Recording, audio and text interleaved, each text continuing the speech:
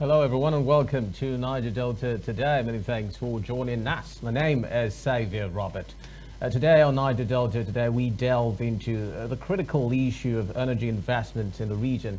How much emphasis is placed on Nigeria's urgent need to craft a bankable energy narrative, one that attracts global capital while meeting environmental, social and governance standards. We'll also spotlight Akwa Ibom and the ongoing grassroots empowerment drive, this time in AKS Federal Constituency. Disbursement of about 401 million naira in grants to farmers, traders, and the bold directive to protect the Stop Creek Reserve from unregulated activity. How much of this portrays governance on the issues of economic empowerment to environmental action? We'll be looking at that in depthly, and I'll not be doing this alone. My co-host Essien Ndueso is next. Hi Essien, good afternoon to you. Good afternoon, Xavier. How are you doing? I'm okay. And it's a beautiful day to do Niger Delta. Absolutely. You're welcome. All right, so we'll begin with our story of interest, and we're going to give clarity to what transpired yesterday. Yesterday, our story of interest captured a man accused of killing his girlfriend, named Morgan, who works as a dry cleaner, but new revelations seem to indicate he may actually be innocent. The new indications seem to show he may have been accused wrongly, while the real culprit could be an acquaintance of both Mr. Morgan and the deceased Goodness, who has been threatening the duo for a while now, named Joseph. Incidentally, the duo of Morgan and deceased named Goodness captured the new accused Joseph on camera during a beating session he received for alleged theft. Joseph, after the beating, had threatened the duo of late Goodness and Morgan to delete the videos they made on the fateful day. They did not take the threats seriously. You recall that all these started in the Ogombo area of Ajah, Lagos State. The deceased Goodness had received a 500,000 naira loan from OPay to support her POS business. According to reports, the initial suspect, said to be a dry cleaner and her boyfriend, was accused to have conspired with his friends to commit the act after he asked for the 500,000 naira loan from the girlfriend, and she refused to let him have it. Joseph, the new accused, is said to have taken advantage of the situation to murder the deceased, believing that the narrative would be that Morgan, the boyfriend, is the killer. Goodness' body was later discovered in a swampy area nearby. However, the phone of the deceased having been found in the custody of Joseph, the newly accused, who had been threatening the deceased and her boyfriend, provides a new twist to the dilemma, and all eyes are now on the police to help solve the puzzle and bring the real culprit to book and full accountability. You ask me, this was a case of rushing into conclusion without proper or due process being done. Indeed. I mean, when you talk about the era of social media, you see narratives of this nature being peddled without proper investigation. And I'm hoping that the police will step in at this time, especially in the area of bringing some level of clarity to this incident, because I mean, we need to know what truly facts of the case. How did this happen to the deceased Goodness? Because from the story we understand that it all started after she received 500,000 naira loan from a loan disbursement app, and this is supposed to have been invested in our business. I mean, the usual boyfriend-girlfriend rancor ensued, where the boyfriend may have asked for the money and maybe for other purposes, and the girlfriend declined. And because of this, there were rifts in the relationship. They had before now had issues with Joseph, who now capitalizes on the situation, brief rancor, and decides to maybe carry out whatever vengeful thoughts he had. It is still under investigation. Nobody is being clearly said to have committed a crime. But however, our ladies out there need to, be careful who they associate with and who they trust. Because when it comes to money, it's like when money is involved, you can't trust anybody. Anybody can do anything when money comes into play. So ladies should be careful who they trust and associate with. But for the meantime, we'll leave it for the police to carry out full investigation and give clarity to the situation. Indeed. So bring you a Niger Delta updates for today. Stay tuned.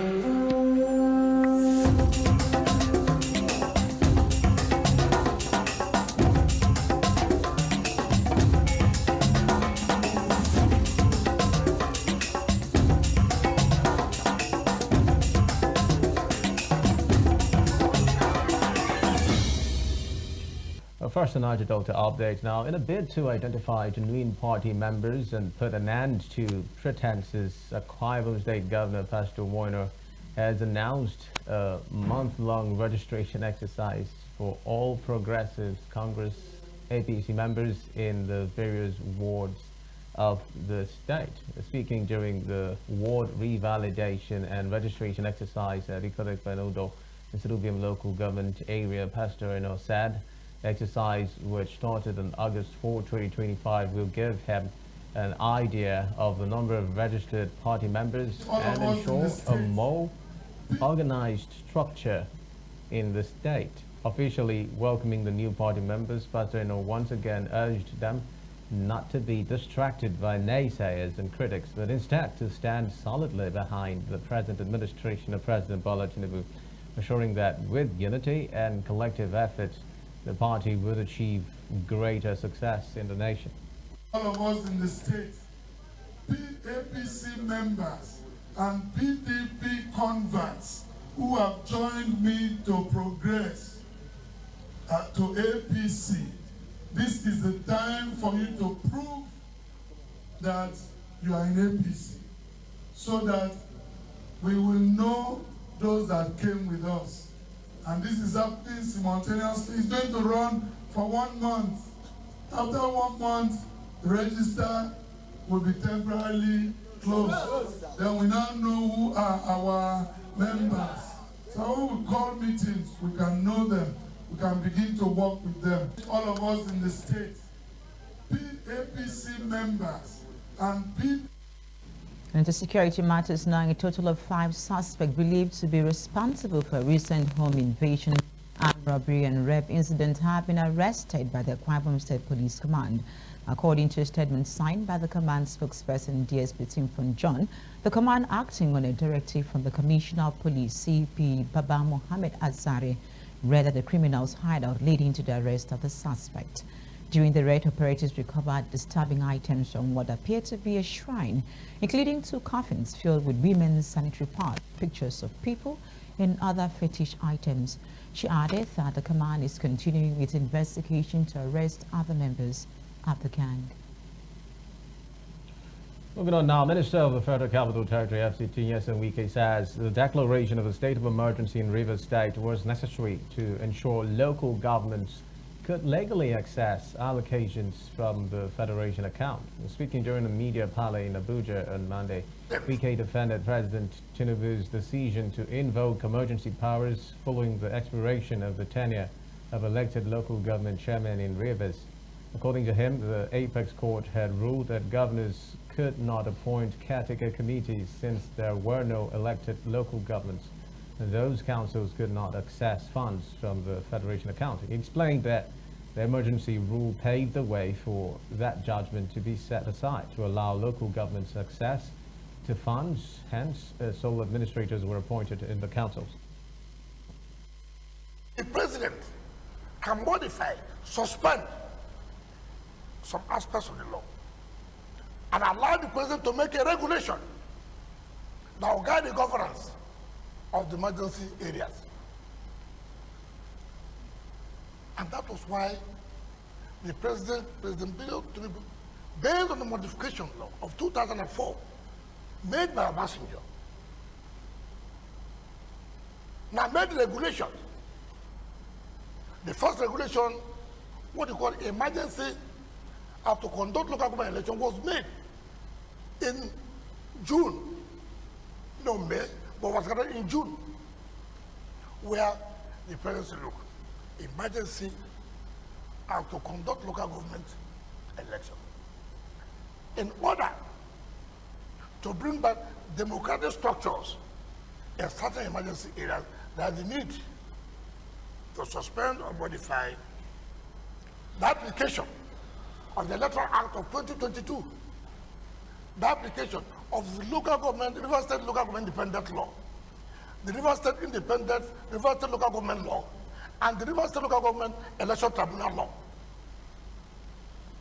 and gave 90 days within which the election should be conducted in order to bring back democratic structures. Man, it is only in the local government that there is no democratic structure. which was nullified by the Supreme Court. The Federal High Court sitting in Benin City, Edo State, has jailed a 35-year-old physically challenged woman, Rita Idehen, and 6 other persons for drug possession and trafficking. 6 cases were delivered by Justice Chuka Obiozo and Justice J.B. Kwadiri. The convicts were sentenced to various jail terms bordering on drug-related crimes in the month of July 2025. And reacting to the judgment, the National Drug Law Enforcement Agency, NDLEA, Edo State Commander Michel Foyeju, said that a total of 15 cases were charged. While applauding the convictions, he noted that physical challenge is not an alibi in criminal cases. That's the size of Niger Delta update. We'll take a breather, and when we return, we'll delve straight to the conversation of the day, looking at the energy investment sector in Nigeria and specifically in the Niger Delta region. Please stay tuned.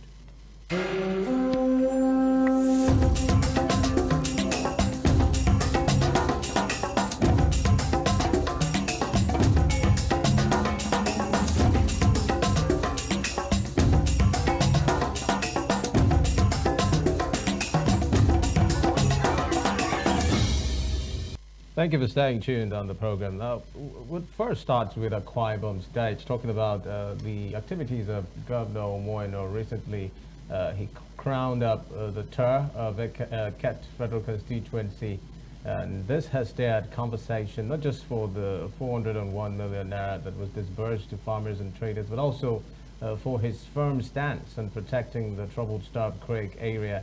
It's a blend of empowerment and enforcement, and today we are taking a closer look at what it all means for governance and grassroots development in Akwa Ibom State. Joining us is someone who helps track and document these state interventions, the Senior Special Assistant to the Governor on Research and Documentation, Dr. Essien Ndueso, joins us live on the program. You're welcome on the program. Yeah, thank you so much, Silvio. Nice to be back here again. Thank you for joining us, Dr. Thank you, Stephen. Well, the Federal Constituency Tours was brought to a conclusion in AKS, and this, the government would say, signifies a lot that the government has been doing towards ensuring that it reaches to the grassroots. The governor has often talked about his Arise agenda and how it is based on efforts of reaching to the people and being able to provide their needs as effectively as possible. But then, what is the significance of this conclusion, this tour that was brought to a climax? Well, the tour has not been brought to a climax. It's only been held in AKS Federal Constituency. We still have 3 more federal constituencies that are left. We have Ikono Federal Constituency, we have Tinan Federal Constituency, and we still have Uyo Federal Constituency left for the tour to also take place. Now, it also underscores the practical demonstration of Governor Omoeno's approach to leadership, which is the bottom-to-top approach, where those who are the downtrodden, those who are the less privileged, those who are diligent in their professions, in their vocations, are considered by government and given the ladder to even climb higher, so they can also be of help to others. And the governor started with all those low beds, those low hanging fruits, like the free food, the food security programs, the compassionate homes, and all of that. But then he has gone a step further. Initially, when the idea of this town square meeting was conceptualized by the governor, it was meant to be a town hall meeting where few elders, where few stakeholders would just meet the governor and then intimate him of their needs in their federal constituency. But the governor now said that, well, let us make it more participatory. And so rather than the stakeholders being the ones who benefit more, it is just at the grassroots. Because as the governor comes in, he's harvested the list of those in needs, those who are actually in a poor position to have their business supported. He harvests them, be it the farmers, be it the entrepreneurs, or even those he needs to just give equipment and so on. He had all of them all documented, and as he went to the federal constituency, what happened first was empowerment of those people before he now went ahead to get the needs documents. And the needs document, by the way, is going to be part of the budget for the governor for Akwa Ibom State next year. And don't forget that it's already christened the 2026 budget as the people's budget, and that will comprise of the needs harvested from across all the local government areas vis-a-vis this federal constituency tour. So the tour has been unprecedented. It's a model that I want to advocate. Thank God with national TV. I want to advocate that other states will come here, take a closer look at what the governor is doing and how he's able to ensure that the people truly form the fulcrum of his leadership by ensuring that they are the ones that take decisions for him. All right, Doctor, what efforts does the state government make to ensure that these funds disbursed to these individuals are actually judiciously used? Because I understand that situations that at times these people are empowered and before you know it, they sell these items and the funds are not judicially used. The important thing is that those who actually need those items or those empowerment are the ones who are given. Okay.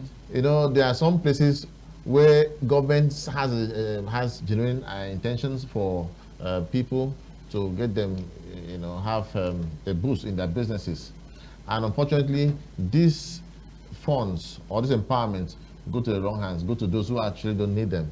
If, for example, now I deal on bread making, and you now come and give me sewing machines, obviously I will sell it and use the money to buy more flour and make bread.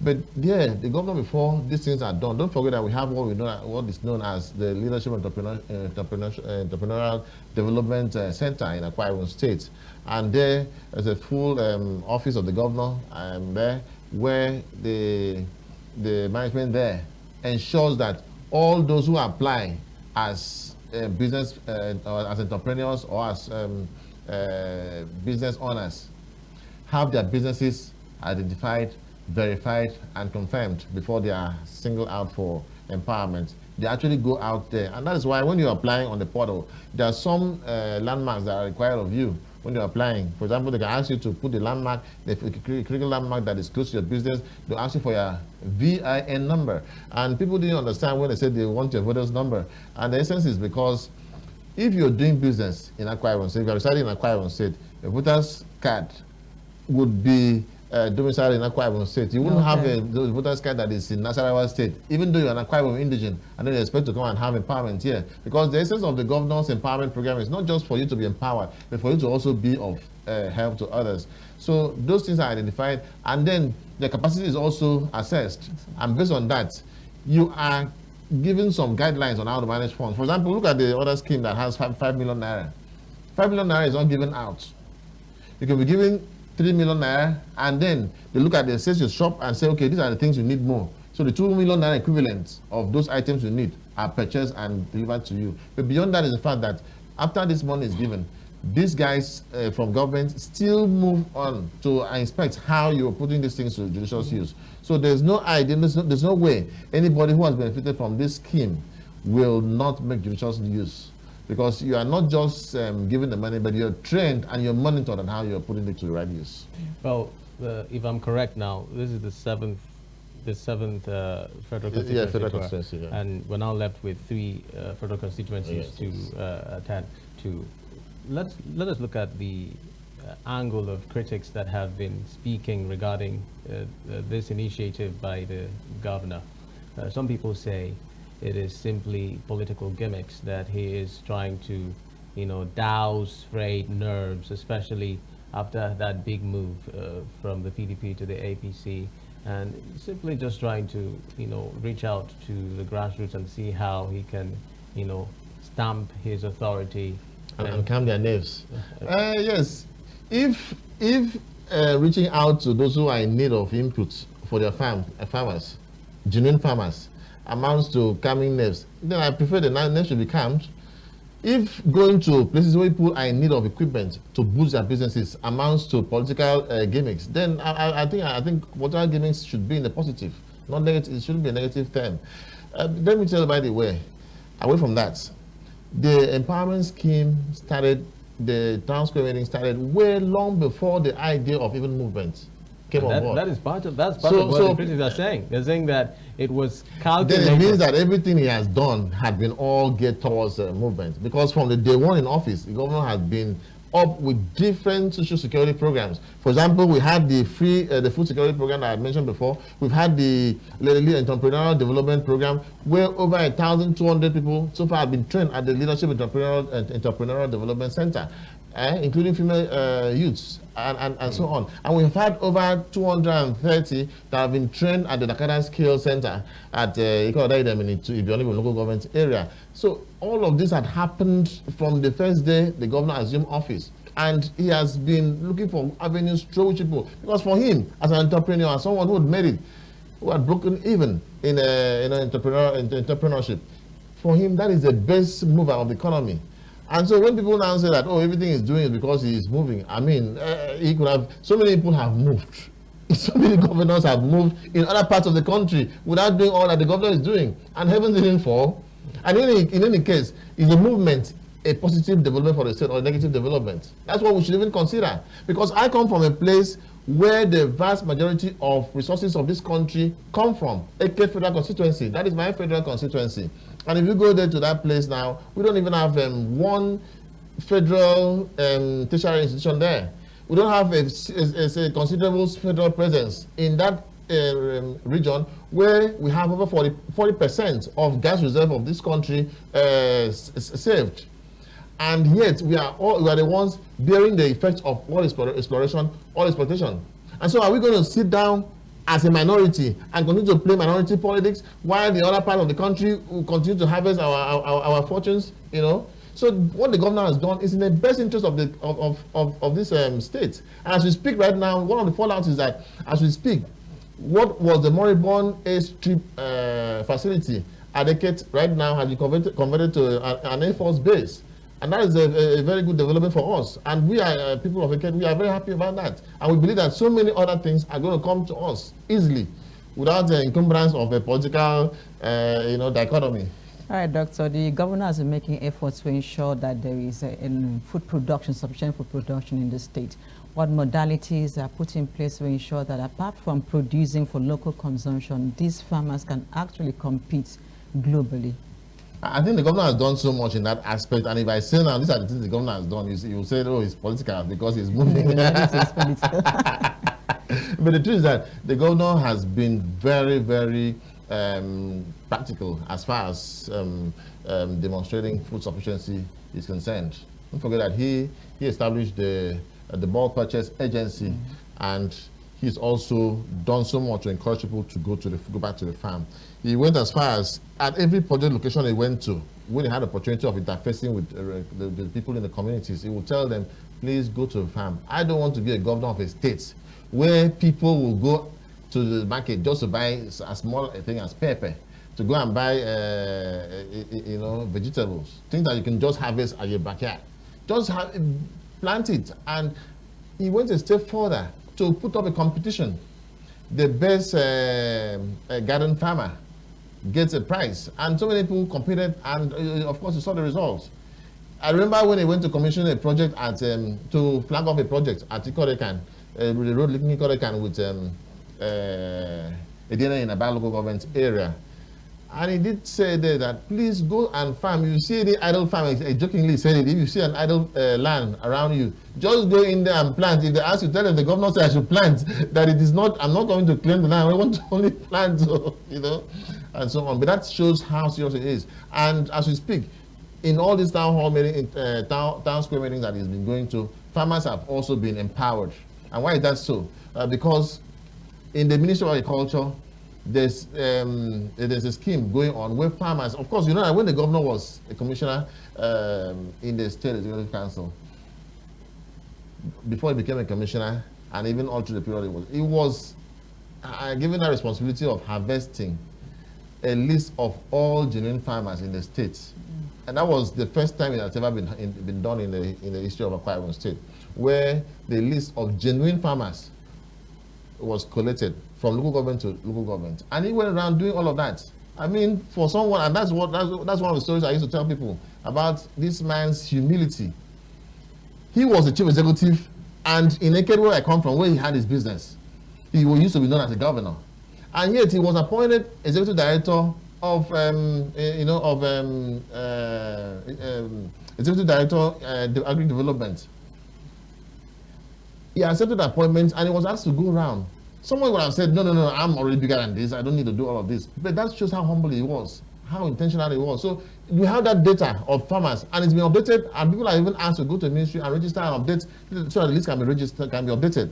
And these are the people that the governor targets when inputs are made available for them to go and boost their farms.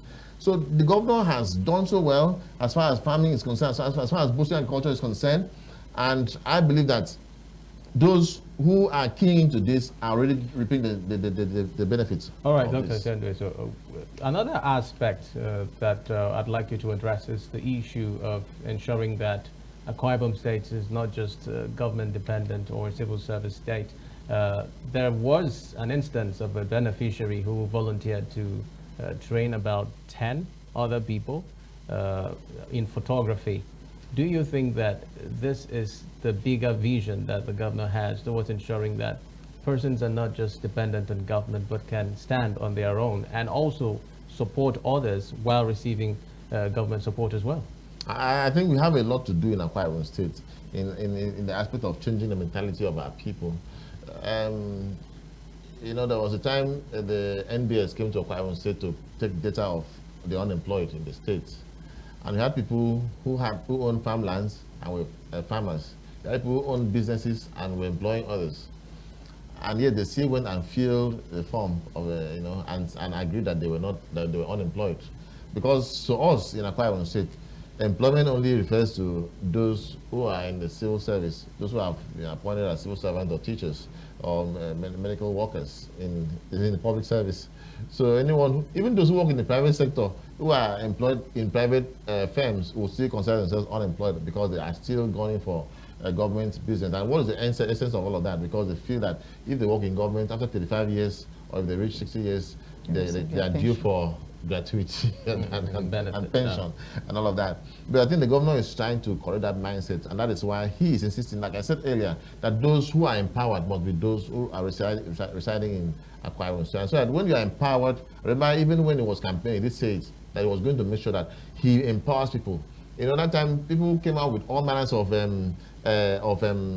propaganda against him. That he's not a giver, that he's not compassionate, that he will be, that he's stingy, and all of those kind of derogatory, unfortunately derogatory terms against him. And he said that when he comes to office, he will give, he will empower, he will enlarge businesses. And when he does that, people will also start calling him an one. And one thing he said was that when he empowers your business firm, he's going to put it there that this firm has been enabled further by government, possibly painting with the color of the state, and also putting a signpost there, so that people who come there to approach you can easily have unfettered access to you, and you that has been held by government will not have any excuse for not helping others. That's the sense of making sure that those who are empowered are those who are residing in the private. So because he wants to boost the economy.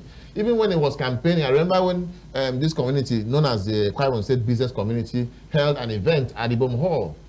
And as a candidate who was in need of funds, who would have been asking for funds to use and do campaign, he at that event donated 5 million naira for people to use and show up their businesses. So that is how passionate, how intentional he is about boosting business and making people to take their mindset out of civil service. For example, now we had 30,000 vacancies in the civil service.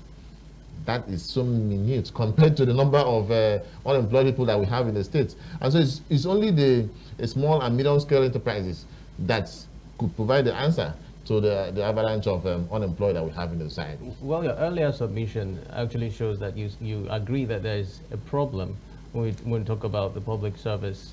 There are still people who don't think that the private sector is attractive enough for them to actually consider, you know, working. It is not necessarily because it is not attractive or they feel that it's not attractive. Someone who earns so much will still feel that government money is free money. Because they feel that if you're in the civil service, you can afford to stay at home without even going to work. Or that even if you go to work, you can be sitting in at your workplace and be doing your business without necessarily doing much. They feel that civil service is a place that someone can just go and relax and do other things. Go sign time book and then go. That mentality of most people is that it's just an escape route for somebody to just leave the house and go find somewhere and sit down and do his business. So you're saying the private sector is attractive enough in Akwa Ibom State for people so many people who are private citizens are doing far better.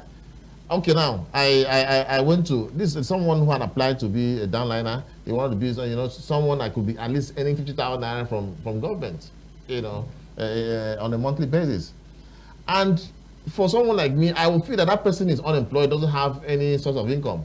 But you know, when I went and saw that person's shop yesterday, I just stood for over 5 minutes watching and said, this is a person that is applying to just be enlisted to get 50,000 every month, you know, from government. So that is just the mentality. They just want to also share in the national or the state cake, as you may choose to call it.